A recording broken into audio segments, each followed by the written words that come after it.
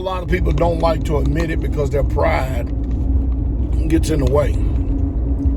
But I'm sure that every single one of us that is in this country called the United States of America, we can all agree that Donald Trump and his administration is a hell of a lot better than this crap that we got going on right now. I mean, the only thing that the Biden administration and he himself has done is made not only our country worse, but we went from literally bad to worse. We were a hell of a lot better off under Donald Trump. I mean, when Donald Trump was in office, gas was $1.87 a gallon. Now it's upwards of $4 a gallon. The border was secure and being secure. Now it's wide open. We'd have had over 1.2 million people flood that border. And then this virus that everybody's supposed to be eradicating and he want everybody to get on board with, it's being imported from the border and being assimilated into the society because they refuse to actually do something about the border. Inflation from the Biden administration is literally off the chain, and they just got finished passing a bill that says it's another $3.5 trillion for infrastructure. And when you look at all the pork and everything else that's going on with it, we just added to the national deficit another $5.5 trillion. This is sad. This is extremely sad. Not only that, Afghanistan. Biden is soft. The whole administration is soft. Is this what the Democrats and change and everybody wanted for, our country in the United States of America? 20 years we've been over there spending taxpayer dollars and soldiers' lives. And only within a matter of a few weeks, the very so-called terrorist organization we've been fighting against, less than a couple of weeks, they done took over 12 townships and ran the president out of Afghanistan, and the Afghanistani people are flooding the airports trying to get the hell out of the country. And where's Joe Biden? Sleepy Joe is on vacation. They turned around and did a drawdown abruptly.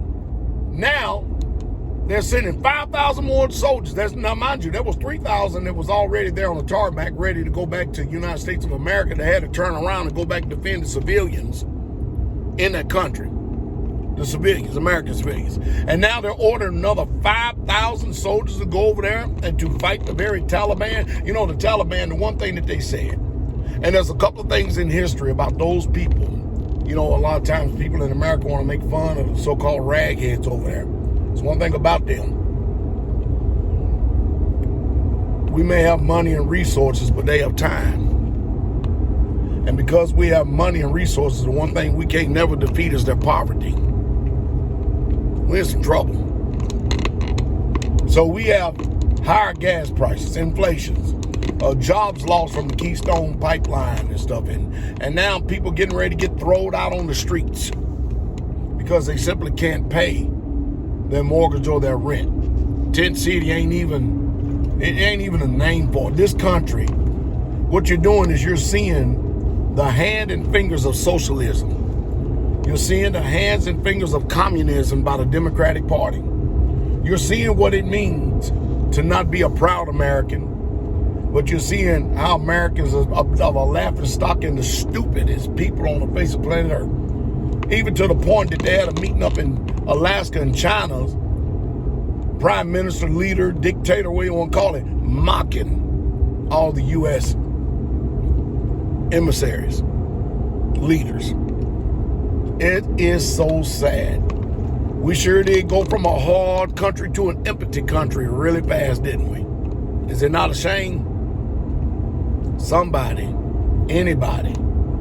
I tell you what, and the way things are going right now, if people are getting a good stiff whip of this, and what's amazing to me, if Donald Trump would have made any of these decisions, CNN, MSNBC, ABC, they would have been reported day and night and day of every little small detail of how bad things are. But when Joe Biden is hiding in his basement and wins an election, when Joe Biden is on vacation, when the Taliban has done took over Afghanistan within a matter of weeks and stuff and stormed the presidential palace and stuff. Where's Sleepy Joe at?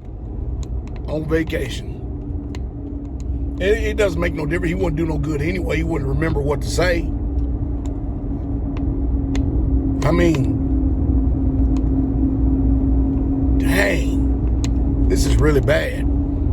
I think more than anything in this country, we're probably standing to look at a revolution going on in this country. With the way things are going, I wouldn't doubt if a revolution is not around the corner. I really wouldn't doubt it. And you got Nancy Pelosi still wondering about storming the Capitol and stuff, and we got all this hell going on, and ain't nobody saying nothing.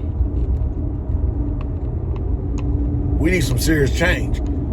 I don't believe in this election process, because all you're doing is just putting one pundit up in front of the next, and that's all it is to it and stuff. And now we ain't even finished talking about how the Democrats plan on stacking the Supreme Court. Because if they do that, then the Republicans get in office and they're going to do the same thing. Next thing you know, we're going to have over 200 justices in a matter of 10 years. We are definitely in a decline as a country. We are following the footprint and the footsteps of ancient Rome. Our money is devalued. There's no hope in the country. The light that was in people's eyes is going out. The ground beneath our feet is giving way. This is a pretty sorry country right now. It's pretty sorry.